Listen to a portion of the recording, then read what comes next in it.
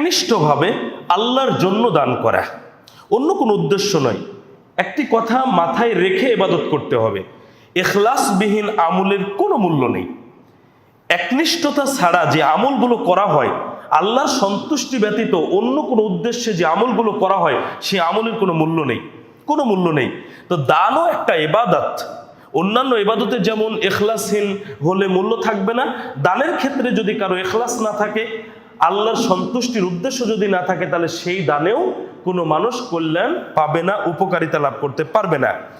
এই জন্য মানুষের কর্তব্য হচ্ছে নিয়াতটাকে সংশোধন করা। কেননা সহিহ বুখারীর প্রথম যে হাদিসটি, ইন্নামাল আ'মালু বিন্নিয়াত, মানুষের কর্মের ফল পাবে মানুষ তার নিয়াতের উপরে নির্ভর করে, তার নিয়াত যেমন ফল তেমন। তো দান কেন করছি, আল্লাহ সন্তুষ্টির জন্য নাকি অন্য কোনো উদ্দেশ্যে, সেটার উপরে নির্ভর করছে এর মাধ্যমে কতটুকু উপকারিতা আমরা লাভ করতে পারবো। আর আমরা আল্লাহ সন্তুষ্টির জন্য যতটুকু করব, আল্লাহর নৈকট্য হাসিলের জন্য যা কিছু দান করব, সেটার প্রতিদান প্রতিফল আমরা পাবো।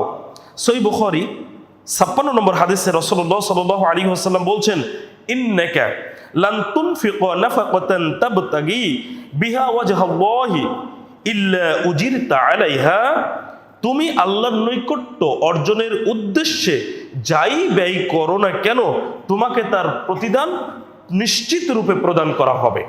তাহলে আল্লাহর সন্তুষ্টির জন্য, আল্লাহর নৈকট্য হাসিলের জন্য আমরা আল্লাহর রাস্তায় যা কিছু ব্যয় করব, তার পূর্ণ প্রতিফল আল্লাহ সুবহানাহু ওয়া তাআলা আমাদেরকে নিশ্চিত রূপেই দিবেন।